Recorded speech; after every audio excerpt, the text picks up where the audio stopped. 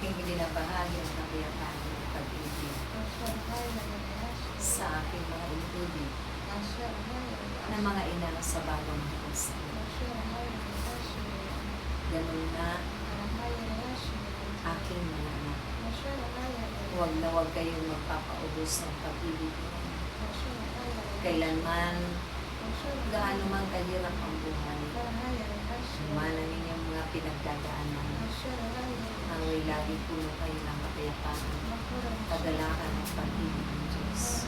Dahil ito man ang inyong dadalhin sa inyong paghayo at ibabahagi, ipapalagana sa kapwa ninyo at sa sarili. Kaya't aking mga anak, lagi kayong handa sa lahat ng sarap ng pag-aramdam. Dahil kayo man ang itinalaga at itinakda ng Diyos ng mga tagapanalangin, tagapagtabuli, lahat ng mga salot at kahitya. Tagapanalangin ang mga buhay at mga kaluluwa, maging sa impyerno man o sa purgatorio at kaluluwang galak na nararito pa, hindi pa nasusumpungan ang liwanag doon sa kaharian ng Diyos. Kaya magkaisa kayo lang. Huwag kayong mangamba, mag-ano lang. Maghawakan nyo lang na may Diyos na mahal na inyong pinapapurihan, pinabilin ko lang sa pamamagitan ng inyong mga kapwa. Kailanman hindi ninyo ito magagawa ang mga tungkulin nyo kung hindi sa pamamagitan ng kanyang kapangyarihan. Hindi ninyo makakayanan ang lahat ng mga nararanasan ninyong pagsubok sa inyong mga buhay. Kung kayo man ay nasa kaliliman. Kaya sa pagtanggap ninyo sa akin, magmula ng araw na iyon, kayo binayaan ng Diyos upang makalaya sa lahat ng inyong mga kasalanan. Magsisihan ito at unti-unti pagkalikuran ang bawat isa at hindi na muli manumbalik sa ganong buhay, kundi ang pagbubuhay kayo ayon sa kalooban ng Diyos. Natataglay ninyo ang inyong mga lakas sa pamamagitan ng mga ganting pagpapala at pinala, ang kagalingan at kalakasan na nagmumula sa Diyos na makapangyarihan sa lahat.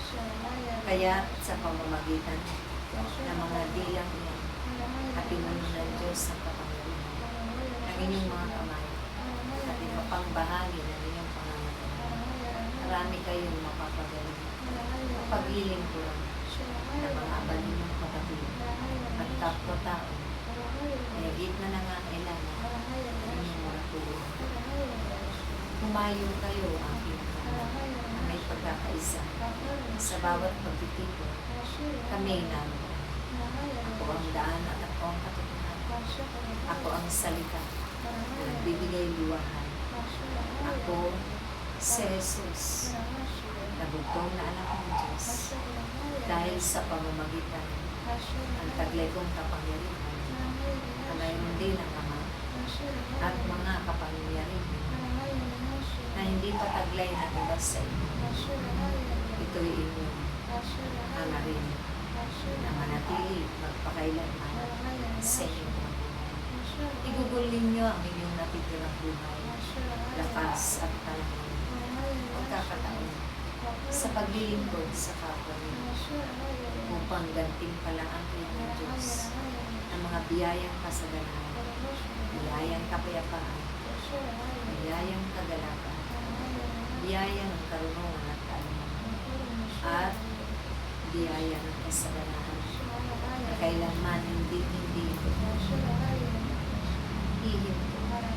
aagos at aagos sa inyong mga buhay at ibabahagi na rin sa inyong mga kapwa dahil ito ang kalooban ng Diyos.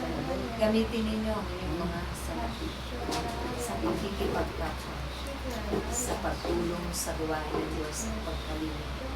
Dahil kailanman, huwag ninyong alalahanin kayo'y mauubusan. Ibabalik niya ng siksik liblib at umaagaw. Dahil ito ay isa sa kanyang pangako sa inyo na tumutugon at nananalig, nananampalataya sa akin. Naway mag-ibigan kayo sa isa't isa, magpatawaran at magpanalangin hanggang wakas sa inyong mga buhay. Kami kasama ninyo hanggang doon sa kabilang buhay. Amen. Praise you. Praise you.